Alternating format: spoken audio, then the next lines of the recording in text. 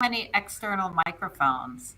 Ladies and gentlemen, we are live today. We have this special occasion and we have special guests. I can't do it properly from the order. I would like to welcome first Liz Miller and Kate Leggett. We are so honored that you made after the SugarCRM's Analyst Relations Summit your path to. We are happy to welcome as well Michael, our friend with the best camera equipment, our inspiration in that arena, and our challenger. How far can we get towards the benchmark? And we are most pleased that our friend Clint Oram, co-founder of Sugar, took the time as well to share with us his impressions and thoughts. Now, here for the hot seat. Yeah, no hot seat. We are always friendly. We have eaten, we have drunk, and no trouble. We will not talk about what we have seen, which was under NDA. So I have made that statement. And yeah, genau, Liz, that's it. We are nice guys and girls today. Log it off. Especially. Are you going to shut off the microphones when we do some NDA stuff? You got nope. We're all going to be whispering to each other. So I would take the opportunity, starting with in the middle of my screen, Kate, please, to introduce shortly yourself, your background. And then we go over to Liz, and then to Michael, and then to Clint for a self-introduction. Thank you, ladies. Sure. I am Kate Leggett. I'm a VP and Principal Analyst here at Forrester. I've been doing all things CRM for about a decade. And prior to my life at Forrester, I used to head up product marketing and management at CRM companies in Silicon Valley. So I feel like I've been doing CRM for forever. Cool. Liz, go Excellent. ahead. I love following Kate because she knows way more. I'm just going to be like, what Kate said this whole time is basically going to be the theme.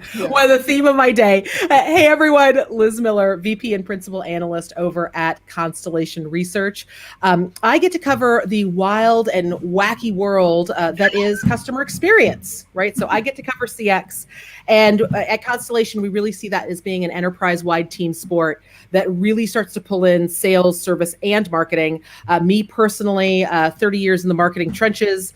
So I tend to explain it that if I were still in CX college, I would be taking my major in marketing and my minor in sales and service. I also take a crazy left turn and I cover security. So I ask really weird questions of vendors about like, so what's your security protocol and how's that getting scrubbed in the inside? Yeah, so I ask crazy weird questions. So, hey guys, thanks for having me. Great. Michael Fauscette. I'm the CEO and founder of a research firm called Arian Research that I just started a couple of months ago. I spent the last 5.5 years at G2 as the chief research officer, helped build out the peer review site there. And before that, 10 years at IDC running the global enterprise application business. And I'm an ex industry guy, Autodesk, PeopleSoft, and I've done for venture-backed startups. And Clint.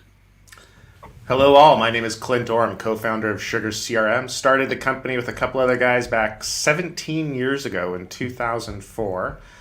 Before that, I was doing much what Kate was doing in the product management and professional services world, doing implementations of CRM. That's actually how I learned the industry, was going out and deploying software for a startup called Octane Software in 1999, for those of us that are old enough to remember that company. So that's my background, and I'm really excited to be here today. And thank you all so much for talking about my favorite topic, SugarCRM. That's a great one. That. And I would like to know, as a part of the housekeeping, who has taken the opportunity to join in the sales breakout? Me? Anybody else? Yes, Clint? Okay. I was in the marketing.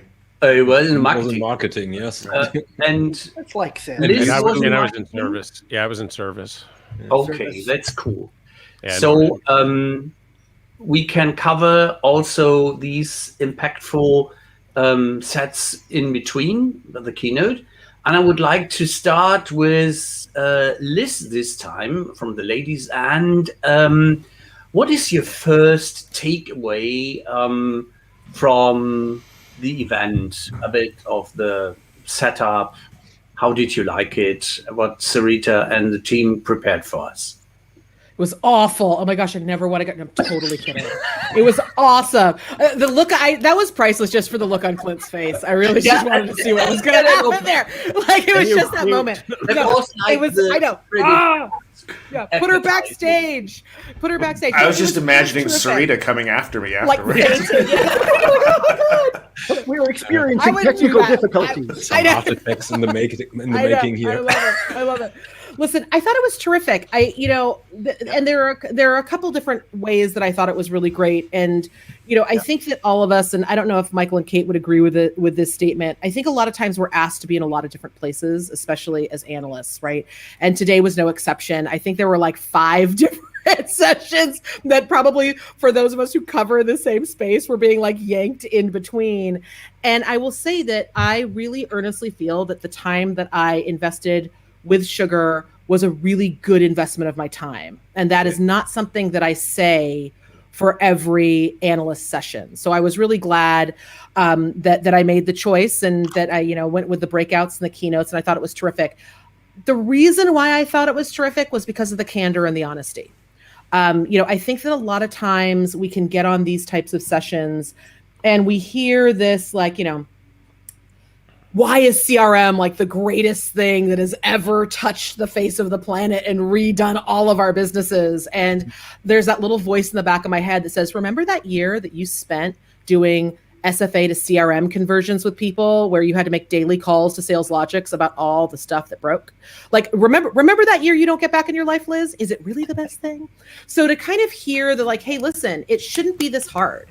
Right? The platform shouldn't be this hard. To hear customers use phrases like, we could mold Sugar around our business, as opposed to what most often gets said behind closed doors, which is, I've now got to go spend a lot of money to train my team to mold itself around this thing we invested in. So it was just, to kind of hear that honesty, to hear that candor was terrific. The NDAs are killing me. Like, it's cool stuff coming down the pipe, and I'm just dying over here because I'm like, oh, but yeah, I thought it was, I really enjoyed it. I really enjoyed hearing what I have long thought of Sugar, which was there is very little fear in the organization to be disruptive. And that is a very unique quality amongst vendors, especially those who are in the mid-market, because I think we forget sometimes that it's the mid-market that's looking to be the most disruptive, right? They want to become the enterprise, and they're going to do it by being the shiniest unicorn in the whole world, And so when we try to take tools that are just kind of enterprise, but smaller or cheaper, it's not actually helping the mid-market reach their growth goals. It's not actually empowering them to become the amazing starbursts that they want to be. So it was really nice to hear that the intentional moves that Sugar is making is really focused on how their customers can grow. I loved the phrasing that we want customers for life by making their customers be customers for life, right? It's that flow through, and I really liked that. So thumbs up for me. Thank you. Cool. Kate, what is your first takeaway? What can I add to what Liz has already said?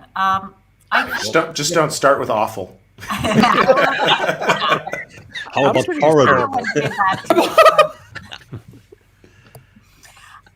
But I think you're having a moment, You've been at this for a really long time, but Sugar has almost been like an IT engineering project. And I think you've done a lot of house cleaning, trying to figure out who your target customer is.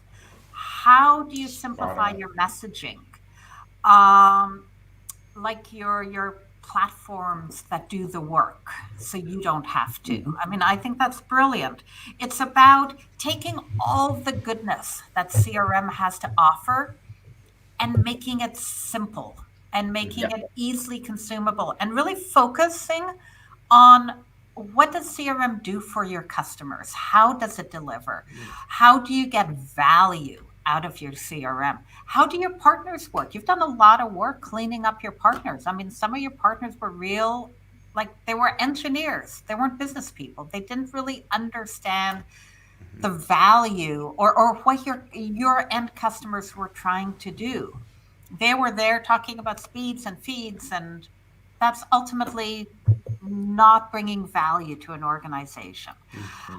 So I think you've taken all the trends that we all talk about, the importance of great customer experiences, and you have distilled it into an easily consumable product that's extended by a marketplace that has this platform that's really strong and easy to build on, that's complemented by a partner network that you've certified and trained, and you have great customers that talked. I mean, they talked for a couple hours about what you're doing for them, and they talk not in terms of technology but in terms of outcomes. Yeah. And so that was really nice to see. We really enjoyed putting the customers in front of you guys. They told some great stories. Michael. Sure. Well, I said this when I first jumped back on with you guys earlier, but you know, I used to spend a fair bit of time with Sugar back in my IDC days, and then I went away for a bit into the G2 world and just didn't have a chance to be as close to Sugar as I had been. So coming back now, it's really interesting because I used to think a lot when I learned everything that Sugar was doing then, that it was like one of the best kept secrets in the CRM world, and I now to see the evolution, and it's great because there's a big gap in that. So I see you now in this, you know, new light, and some of the things that I heard today I thought were really exciting. I still feel the same way. I still think that you are a great secret that's getting louder, which is a good thing.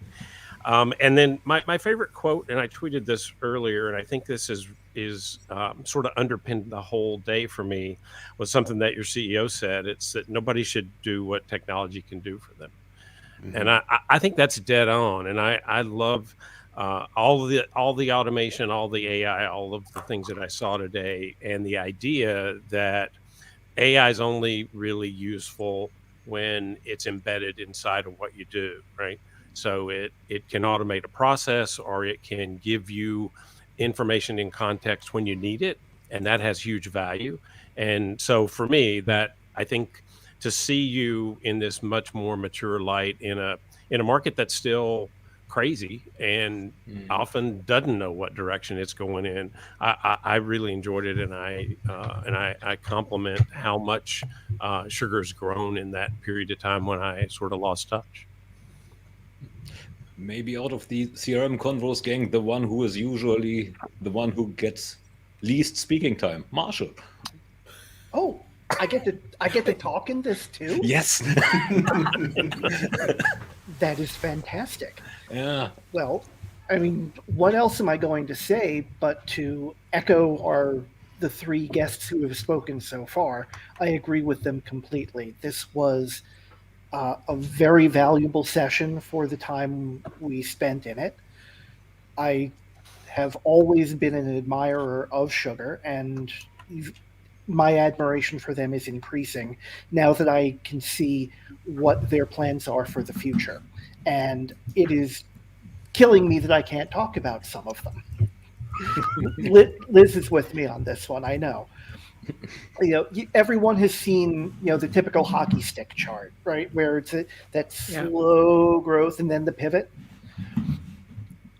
Picture the hockey stick chart, but it's tipped up onto the toe of the stick. So they're moving up fast, and then they're going to skyrocket, I think, because the near term, Sugar is moving in directions that are going to make it much more competitive, you know, like I said, in the near future.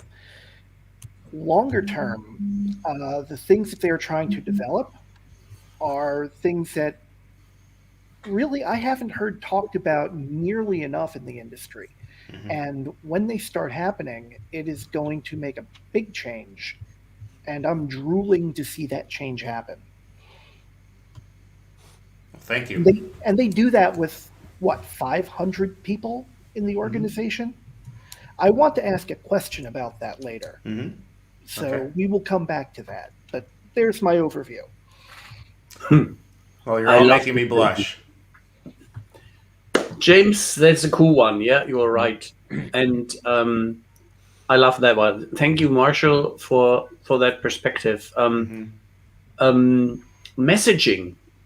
Liz already shared a bit about how the messaging came over to her. Michael said the best kept secret.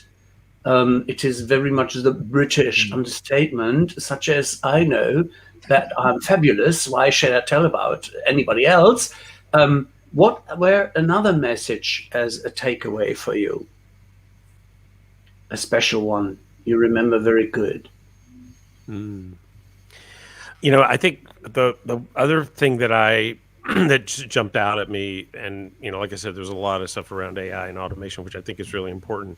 But the one that was underlying a bunch of different parts of the roadmap, and I won't talk about it in specifics, but in generalities, is how important self-serve has become from a digital experience perspective. And I think through this last 2 years, we've learned so much about customer experience, and I like to think of it more digital experience now, or digital first. And I could see that really clearly when I saw the roadmaps and the things that were not just the things you were working on now, which I thought were great, but also the future and how things would evolve across that. Because that continues to grow in importance, I think, from a customer perspective, that capability to move from portal to self-serve, which is a different thing, right? So that's the other thing that it is an interesting observation as we did our research on that topic, Mike. We went out and we did this crazy thing. We talked to our customers, right? What are you doing, right? And what are the problems you're trying to solve, and how do you think about self-service, right? Because to be quite frank, the self-service capabilities that we've had over the last several years, I helped design a long time ago, right? And they were ready for a refresh. And so we went out and our fabulous product management lead, Eric, and took a couple of people out, and we started talking to customers. And it's very much in our mind that self-service is all about deflection, case deflection, case deflection, case deflection, case deflection. And what our customers came back and said, and mind you, the majority of our customers are B2B mid-market, what they were saying was, this is a communication channel. It needs to be extremely simple for our customers to communicate to us through an almost kind of asynchronous communication mechanism, as opposed to, you can hear the inner nerd coming out there as I say asynchronous communication mechanism, right? Love it. More. As opposed to, we don't want to talk to our customers at all, just send them to a knowledge base and please let me not interact with them. It was very clear feedback to us, and we're taking that to heart as we've been designing this next iteration of our self-service portal. Yeah, I think that's. I was doing some work earlier this year for a subscription management vendor, and I read a bunch of their customer interviews and then talked to a bunch of their customers. And one of the things that came out really clearly was, when you think about experience, subscriber, customer, whatever the word is there, that the people that were engaging with you wanted a capability to do things, not just to go to a thing and be deflected, or go to a thing and interact with some mindless bot. Not actually need to solve a problem, right? But I actually want to do something, and I think that's something that a lot of software companies need to learn, and it's going to take a while to get there. So. Yeah, I mean, at Forrester, we've got this framework of 3 E's that we talk about all the time. Things have to be easy, they have to be effective, so they have to solve your problem, and they have to be empathetic, which means that you use all the information about who you are, what you've done, to be able to give you the right advice. And so when we think about messaging interactions or self-service portals, you really want to look at it through those 3 E's. And most companies really fall over because they think of self-service, like you said, as a way to not to talk to our customers. And that's the last thing you want to do. Yeah. You want to have your customers talk to you, but you also want to understand that they're really busy and you want to value their time. So if there's something that you can easily solve for them, you don't want to have them pick up the phone and wait in queue to be able to talk to someone. You want to use all the goodness, all the technology that you're able to offer to deliver those experiences. And respect your customers' time. Yeah. Oh, and communicate with them in a way that they want to communicate. Right. Absolutely. So And respect your people's time.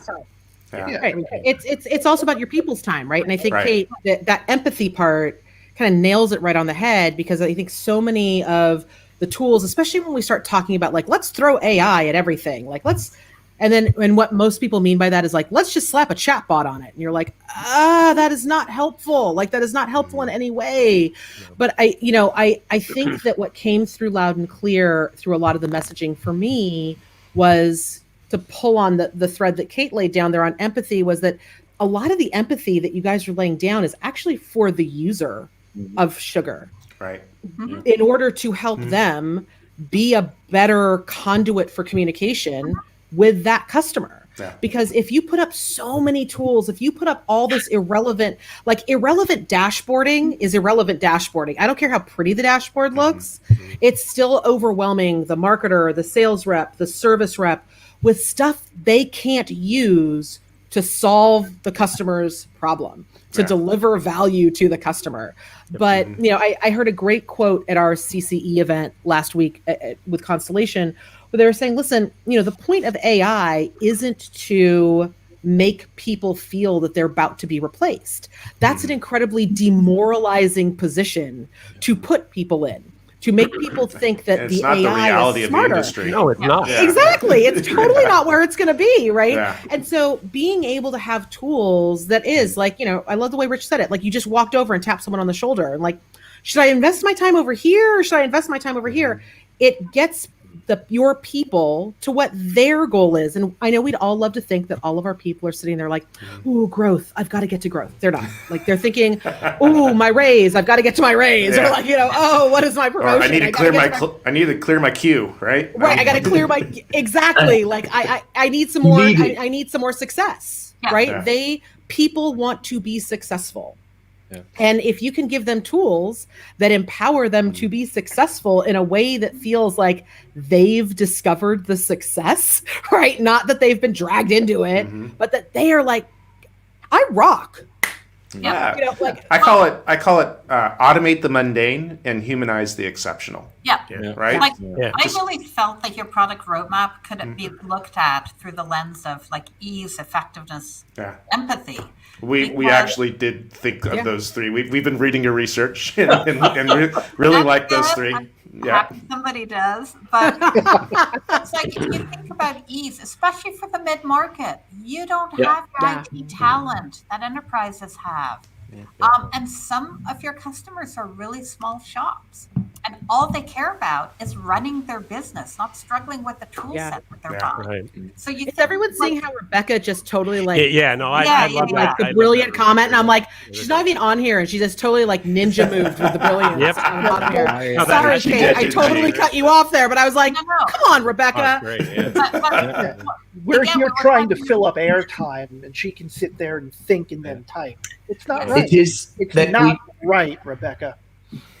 We chatted that, and I encouraged her to give her vivid comments through the networks, such as she has not a full-time set in her ability. And she said, I will stay as long as possible with you. And to pick up the AI part, what I loved is that Alison Elder simply said, platform do the work, nice, but We try to help you to do the right things. We help you in the prognosis of such as touch that one. We would like to guide you friendly. It's that robot what you took, such as the dancing one who's tipping you on the shoulder. Have you seen that? Yeah. He's not smashing you or giving you a harsh advice. It's the friendly one, the empathy touch, such as, that could be a winner. Yeah, I mean, I think that Rebecca's adult AI quote, I think, is spot on, because it really is, Clint, as you said, automate the mundane. I think it's automate the things that aren't a part of my critical path, my critical value, right? So get those things out of my way. And then the other part of it that I think is really important is, and take the data. You know, we talked for years about big data and small data and smart data and all those things, right?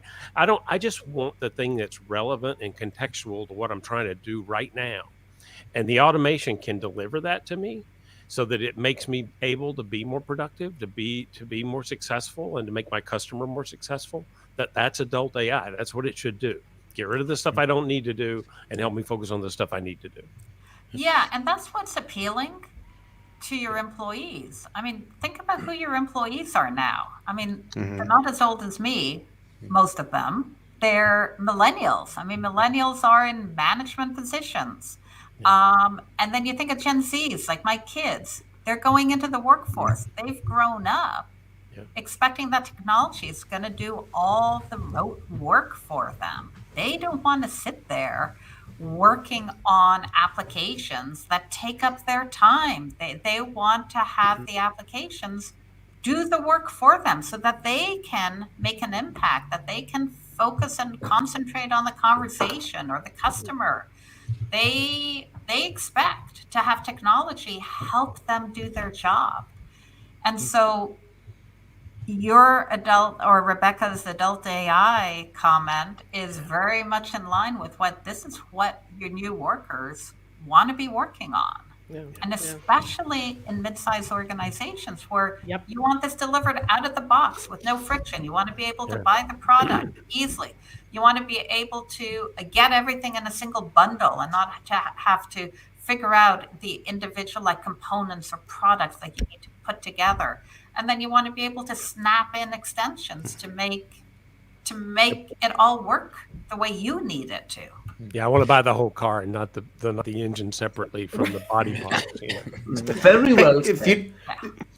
Ralph, if you don't mind, I wanted to jump in here. I was reading one of the comments that just came through from Jeff Rishner, and he was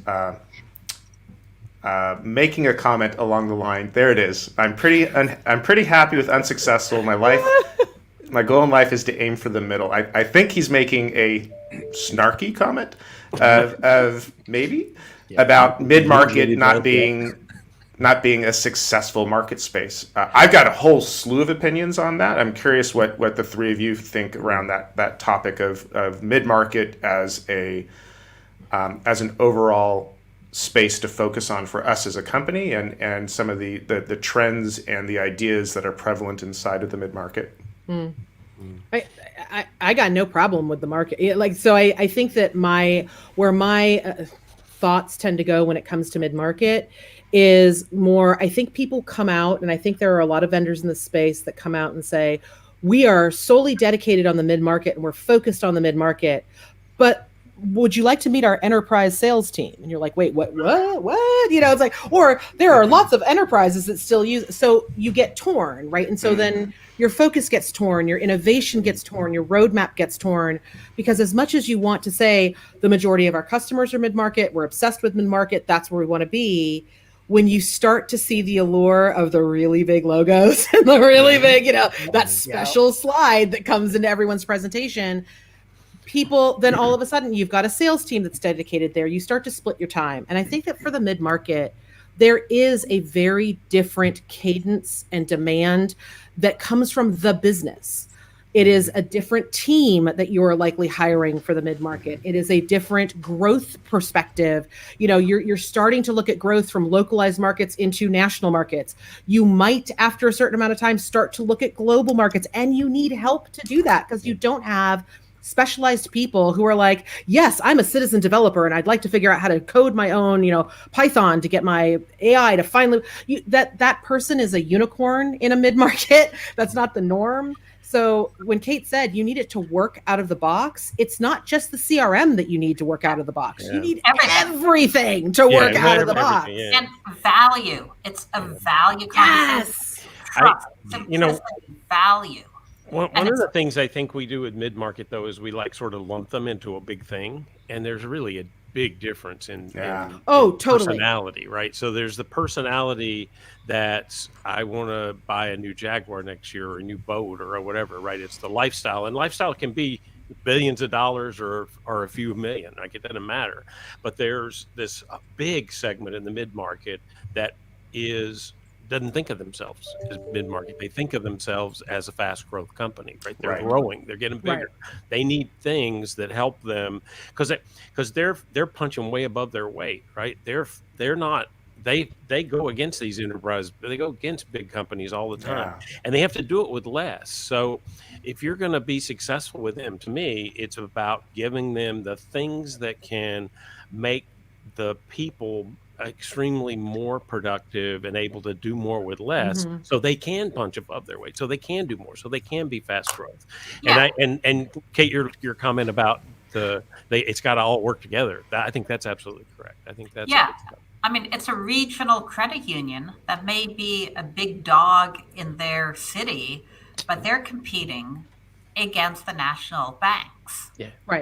And they have to be able to offer experiences that are even better than what you get from your Bank of America. Right. Well, here's a story. Talk about experiences. Everyone's competing with those, right? I mean, I remember having a conversation with what would be considered mid-market companies in Singapore.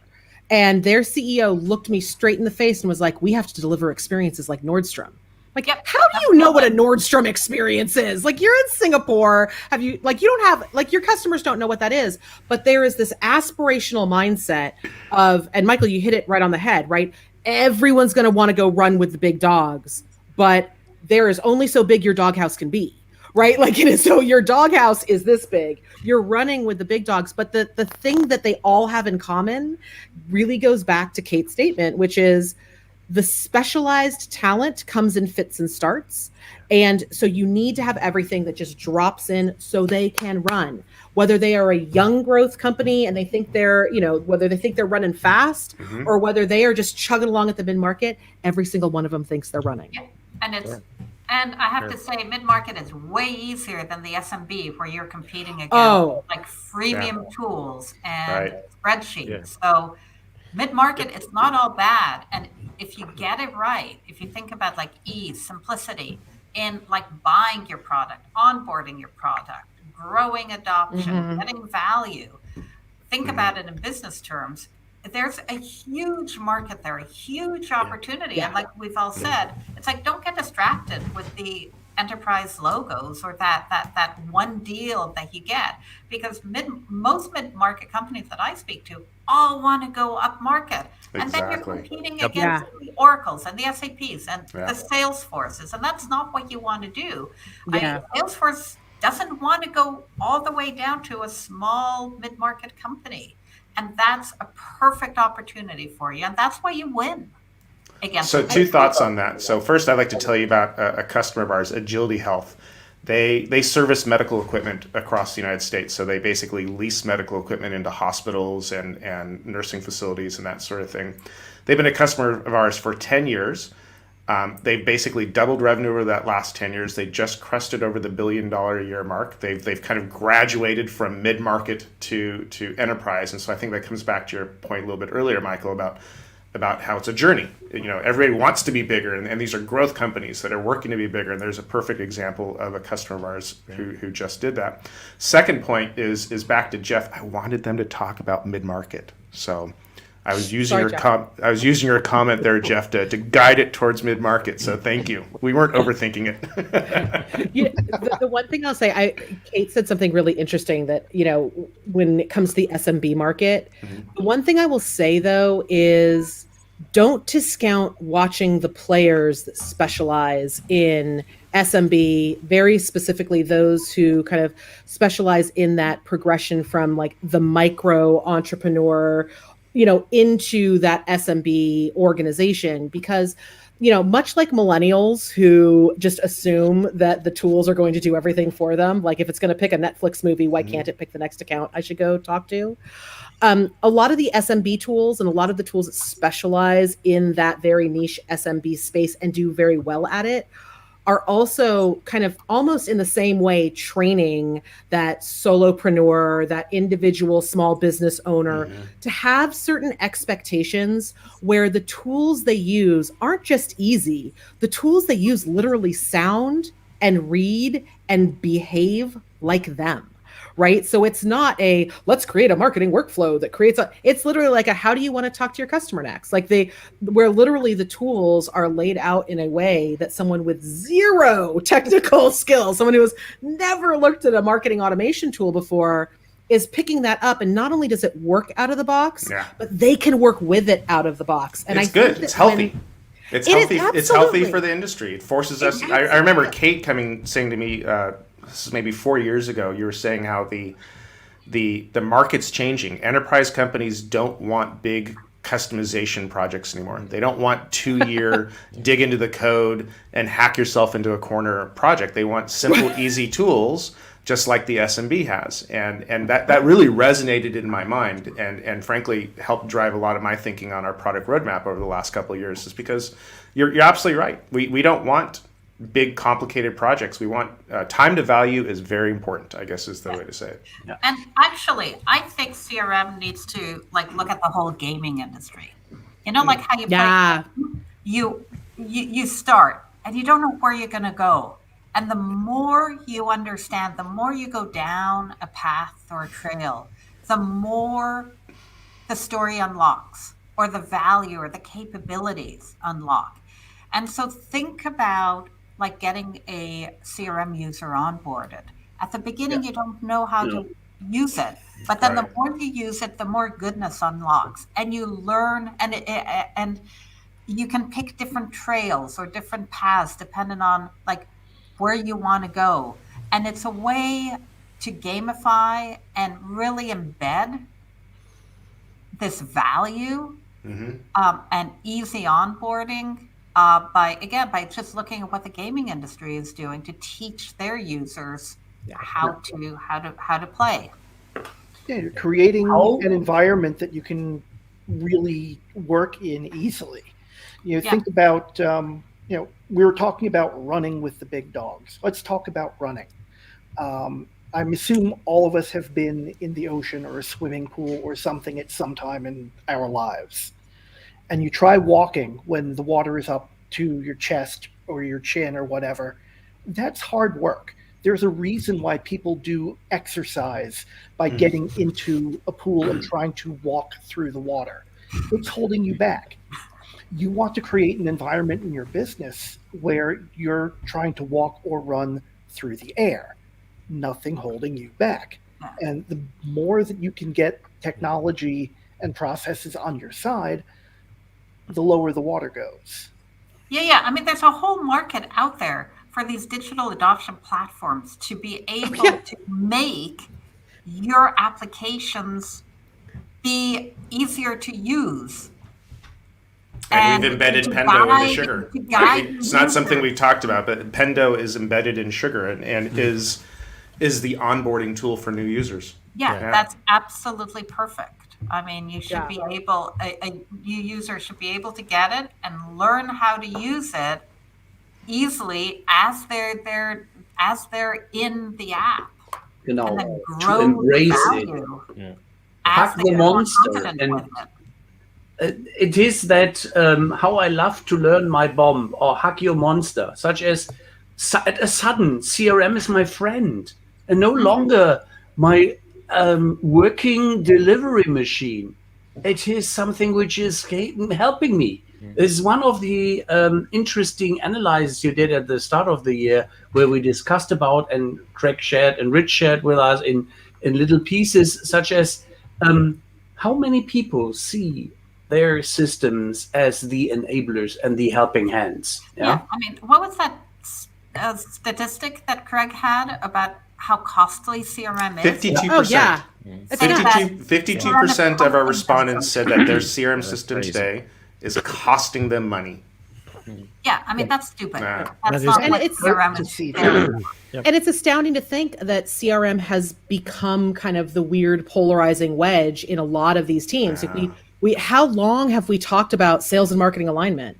But if we really start to talk about what keeps driving that wedge, like farther and farther down that moat, is because the systems that we keep telling everybody, this is going to bring your teams together, actually forced the teams apart in a lot of those early days, because we focused on the wrong things and we didn't have a strategy when we were all putting it together, right? We expected, the platform to do a completely different form of work. And it is one of, like, Clint, in total transparency, is one of the reasons why I was kind of hard on the new messaging when I first heard it. Because I was like, in the CRM space, that phrase, we've heard that promise before, right? There has always been the promise that the platform, the CRM, enter the magic fairy dust, was going to solve all of these problems, right? Like, oh, it's going to align all your teams, like your marketing's going to sing because of it. And we never saw any of those promises come true. But where I think, and where I appreciate that you guys are heading, is that it's let the platform do the busy work. Let the platform do the work that your people shouldn't be doing. Let the platform do the work of getting the information in front of the right people so they can do the right job. That's a very different CRM conversation than what we were having, 10, 15 years ago. And that you're not fragmenting your CRM. You had another data. Yes. 120% of your customers. Right. Or no, I'm sorry, 120% growth in your customer base that are buying the complete solution instead of these piecemeal That's pieces. crazy. Because it's like 1 + 1 = 3.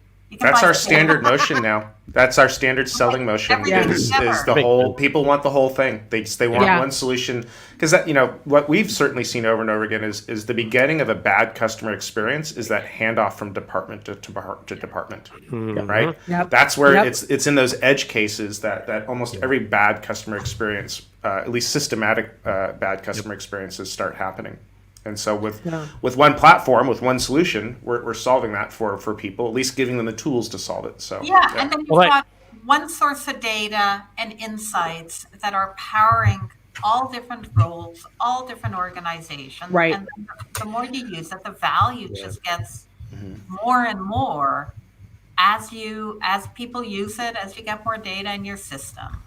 Well, Clint, I want to hit something you said just a minute ago, though, because I think this is philosophically explains an awful lot about what I saw today, and that was the fact that you've now embedded Pindo inside of Sugar.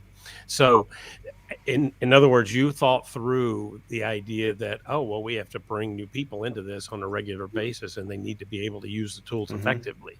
So how can I enable that by embedding inside of the application the capability already to get those people on board and up to speed?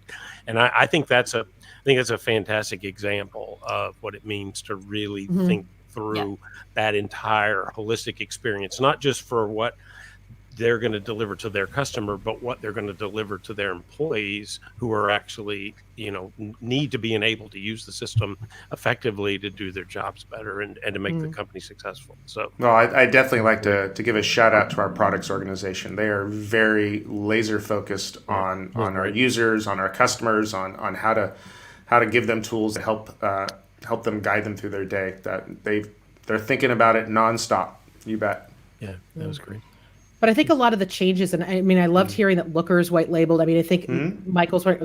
It's about what your users need to get their job done in the best possible way, and that doesn't always mean you have to build it from the ground up. Yeah, right. That's not about you guys having to go and tear everything down and rebuild it and be in this constant state of like architectural chaos. That's not what you guys are talking about, which I think was really smart. And I think that a lot of the things from the AI, and from the connections, especially the tight integrations with sales and service. I think that's really going to do a lot as you guys as you guys are rebuilding and building up and kind of talking about what you were talking about today with the market product.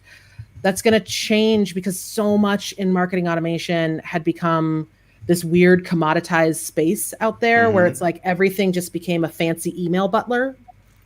And that doesn't really do much, right? Like if your sole value proposition on the marketing automation side of the house is you can make pretty emails faster, there are about 1 million other, automation and email solutions out there that can do that. But, what started to get my brain spinning and got really, excited about was you guys were talking about parallel conversations of like, hey, things are happening with CPQ.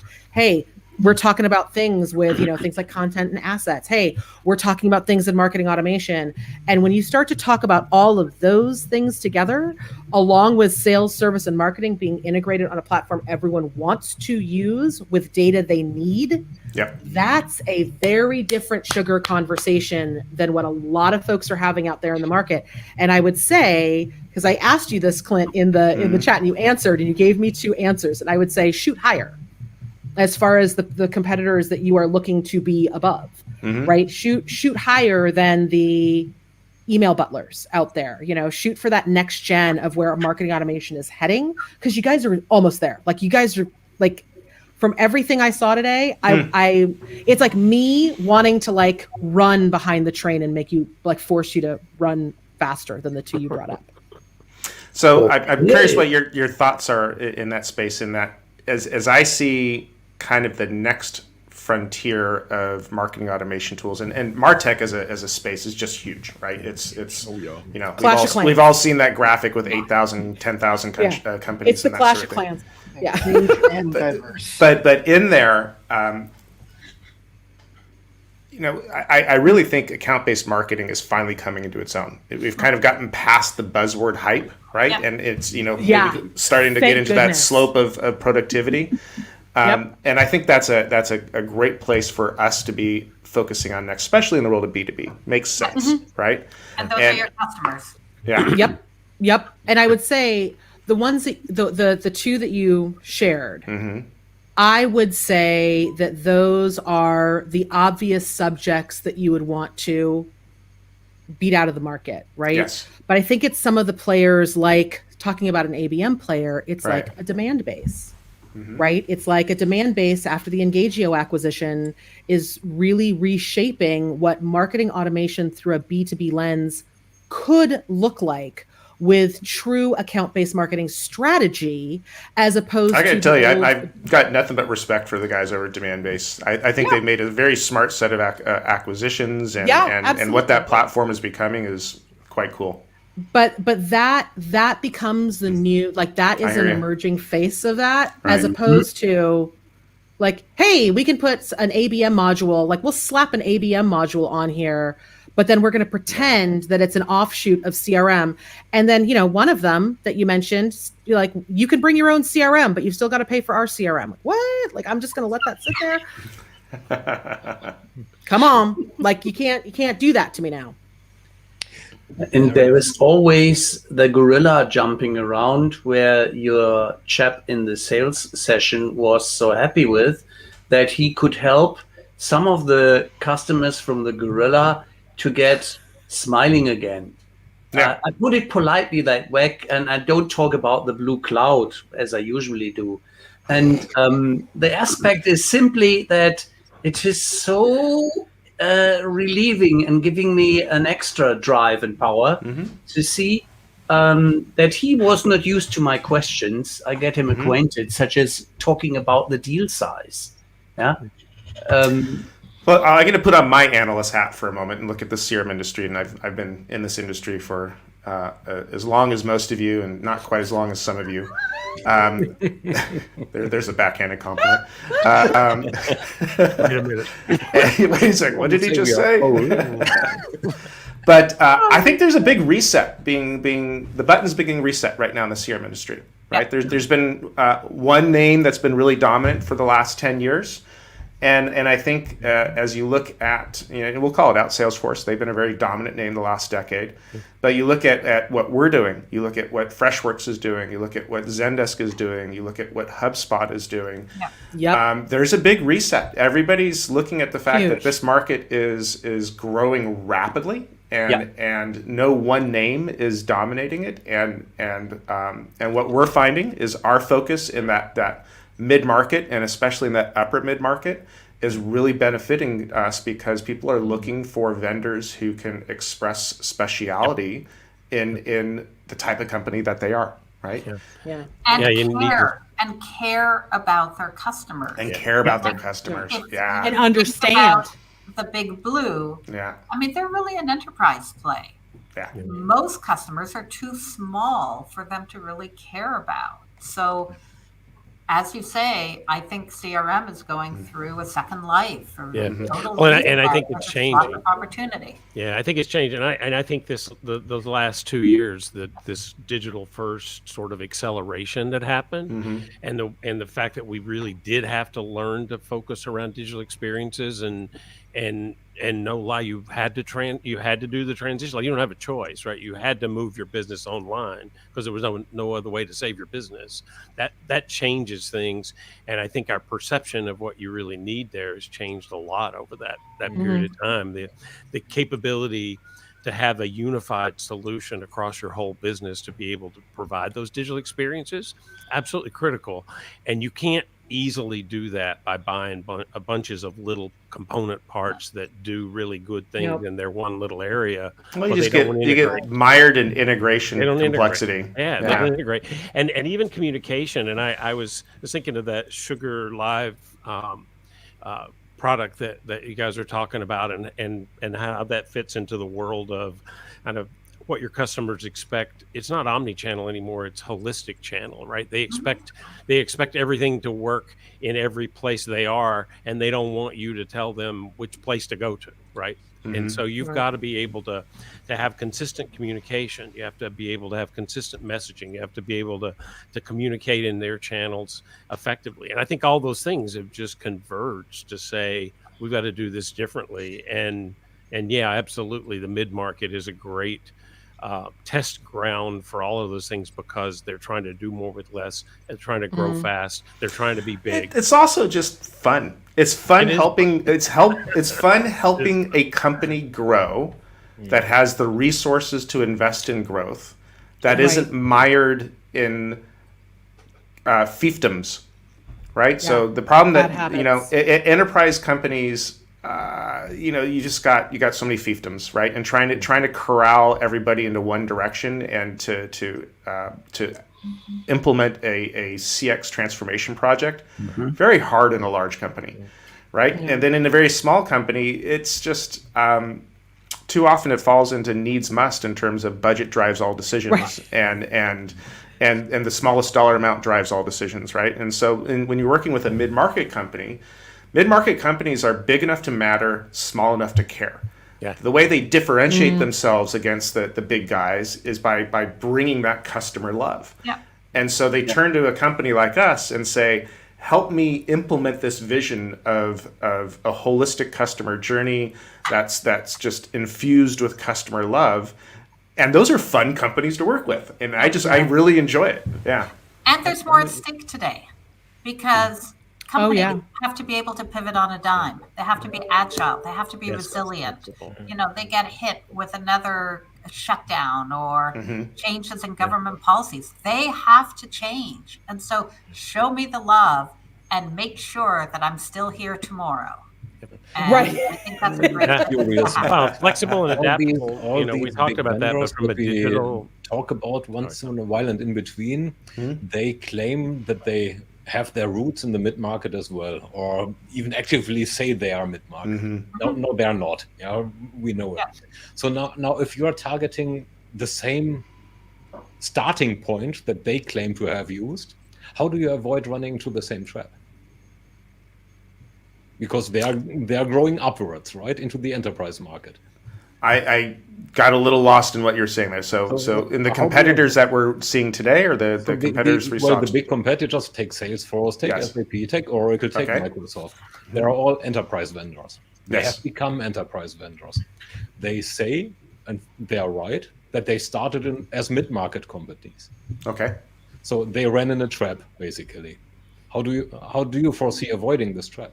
Well, it starts with leadership. It starts with leadership at the top. Leadership that is focused on customers for life. It's a challenging world as you grow your business and you have investors who are demanding one thing, and you've got customers who are demanding another thing. And I think if you look at the most successful companies out there, they figure out how to walk that tightrope. I can think of some companies that are doing that very poorly, and I can think of some companies that are doing that very well. I think in the end, you ask, how do you do that? And my answer is a very simple one from being a company founder myself. Is it starts with leadership, and you really got to take a close look at who's guiding the company and who's directing the company and what their ultimate ambitions are. And that's my very candid answer off the cuff, Thomas. I hadn't really thought of anything else in that. But you guys have also invested in something that's going to be a really loud and early sounding board for if you should stray too far from the mission of where your core customer wants and needs to be, and that's really in the Sugar Club, right? Because you're gonna hear pretty darn fast. You bet. In the you're gonna see that ramp up of, hey, whoa, this thing was too complex. How are you guys getting around it? Hey, no, I didn't need that there, or I didn't like that pricing. You're gonna hear it immediately. I've heard it personally. That community. Yeah, we've had a form of community. We've branded it Sugar Club recently, but the Sugar Forums were there day one. I stood up that system back in 2004, and nothing like getting directly lambasted in public by your customers to make you pause and go, did I make the right decision on there? something that has your logo on it, right? Yeah. Right. Or your personal name on it, right? Hey, Clint, that was a dumb idea. Yeah. Okay, let me pause and listen. Yeah. But I think a lot of times organizations will form community because they want it to be a place that, well, quite frankly, they can problem solve and they can try to upsell more. But the thing that's really interesting about what you guys are doing with Sugar Club, I mean, talk about where you're gamifying. Like to Kate's point about how you got to kind of look at the gamification of CRM. You guys have gamified the community so that you're rewarding the community to engage with each other, where I think other organizations get that dynamic wrong and they reward people for engaging with them. Like, you tell us more about what we should be doing for you so that you buy more from us, and we're going to call this community, right? And and it is so inauthentic and it is so see-through and transparent, and no one wants to be part of it, as opposed to, hey, here's how I won, and people being like, okay, I did that too, and that's awesome. I did this way, and where people can kind of really own that community for themselves because they own Sugar, and they are soon going to feel that they own your brand and they own that direction. And we want them to. It's going to get loud. They do. Yeah, it's community is coming back to your word, authenticity. It's all about authenticity. Absolutely. And our senior executives, our C-level staff, is in the community. They're chatting in there. I'm posting in there. Claire is posting in there. Chris is posting in there. Christian is posting in there. So it's not just our community managers, but it's our senior level executives who are directly communicating with folks in a very open, public, authentic way. And I think that is a representation of many things. Not only the Sugar brand and who we are as a company, but it's also, I think, a representation of us as a mid-market company ourselves. Big enough to matter, small enough to care. I think it's a representation of what we're trying to show to our own customers. This is how you be a very authentic growth mid-market brand. And so we're trying to do that not just with our own technology, but how we ourselves interact with our customers. Yep, you're living your values, which is nice. Yep. Which basically brings us close to the hour. Famous last words. Where'd it go? Famous last words. I know, right? I would like to hear about trends 2022 for the wrap-up, Thomas, if this is okay. Now that you brought it up. I guess it's okay now, right? It's either that or we do a part two. I can't unsay it. You can. You have the freedom. You could just say no. I can cut it out of the recording, but I can't unsay it. Well, alphabetically, how about this time? Usually Mike is the last one, as it does always the ladies first, but Fauscette, he's the first one. Nice. Oh, so I'm supposed to wrap with trends. Well, I already gave you some of the ones that I really think are important. The holistic comms, right? The Sugar Live thing I think is great, and the idea that it's not omni-channel anymore, it's holistic channel. I think that's extremely important for next year, digital first. And then the other one that I thought it tied into some of the things that I saw today was this idea of augmented user experience and user interface. So it's not just about what you're delivering to your customer, what you're delivering to your customer so they can deliver to their customer. It's like this whole chain of user experience that has to be there to provide the right level of automation, the right level of capabilities to get the data that you need in the right context at the right time and make the right decision. So I thought all of that was great, and it ties right into the trends that I think are coming in and that we're seeing for this year and into next. Well, next one would be Kate then alphabetically. Okay. So I think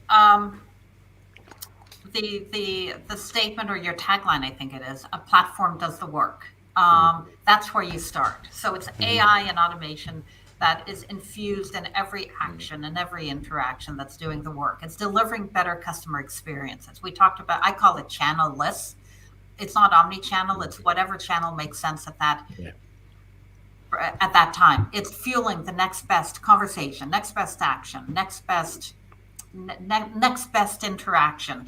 It's also AI and automation is fueling differentiated employee engagement. So we talked about unification of CRM. You've got different roles for different people. A BDR is different than a field seller, but it's not even that. It's like field sellers don't all work the same. So it's got to be this hyper-personalized role.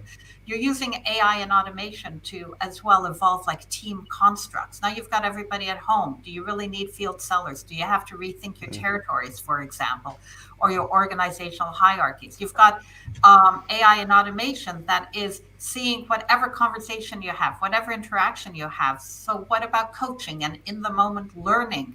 And then think about gamification, like unlock your new career path. So I think, in terms of it's fueling customer obsession, employee experience, but I also think it's fueling, it could even fuel like workforce engagement. For example, if you do a spectacular job, time over time again, performance management, it could bleed into some of the HR activities.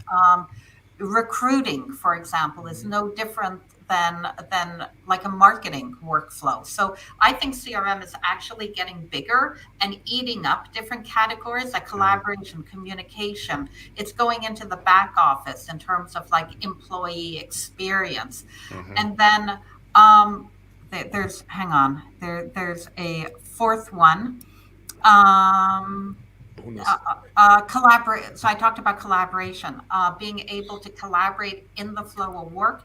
And I think CRM, you're going to have experiences that are tailored to different users, but you're also going to have CRM data pop up in collaboration workspaces. So CRM can also be headless in those situations. So lots and lots of goodness and excitement in CRM, and I'm still excited to be here after almost a decade at Forrester. So that's where I think CRM can go. Love it. Oh gosh, where do I don't know how to follow these two. This is really, I'm like, dang it, I should have changed my name. So I should have used my married name so I could have gone before them, because those were both really good. So the big trends that I see really shifting this, there's kind of a massive shift that's happening in around specificity of language.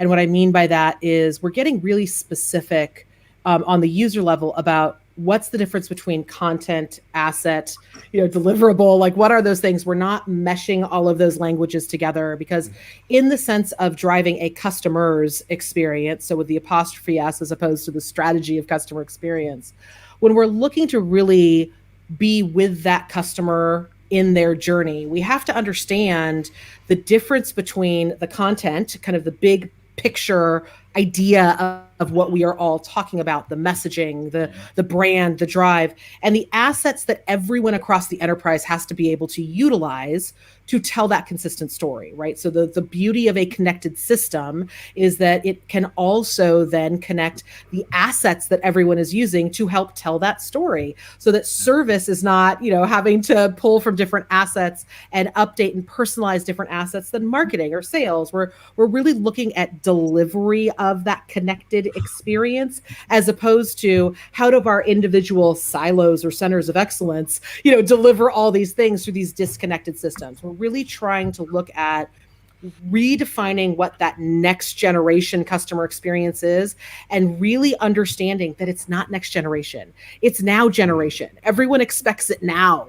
No one sits in their home and is like, I really enjoy my experiences with, XYZ brand, but only through the email channel. I hate going through the service channel. Thought no customer ever. Like, they just don't think like that. And so we're now looking at kind of the new shift is to look for those tools that allow us to think in the way that humans think. It is all about, we hear a lot about the consumerization of B2B, and I don't see that. Instead, I see the humanization of B2B. It's about enabling our B2B sellers and our service agents and our marketers to engage in a really human cadence with a buyer who is, wait for it now, a human being, right? B2B buyers are humans. They want the Nike experience. They don't want here is your 10,000 part catalog.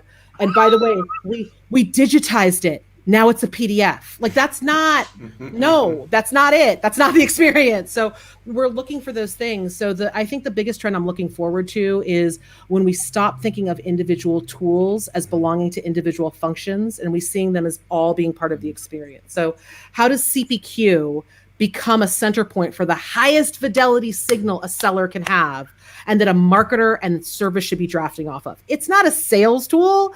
It's an experience tool, right? So let's start pulling the high fidelity signal from where we need it. So Clint, challenge, go, boom, build it. Challenge taken. Nice. All right. Great. All right.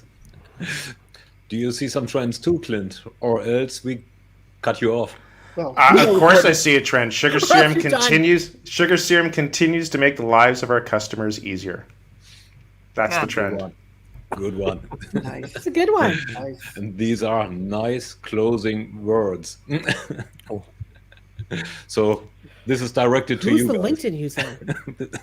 I feel very stalked and right. I'm like, who is this mystery user? No idea. Is it like your Wait, I mystery actually new have an hire idea. that we're not allowed to talk about, Clint? Well, yeah. Well, let me get that. Well, I feel like we're on The Masked Singer and we're about to find out who the LinkedIn this user user is actually a Trojan horse. Oh, is. It Brent?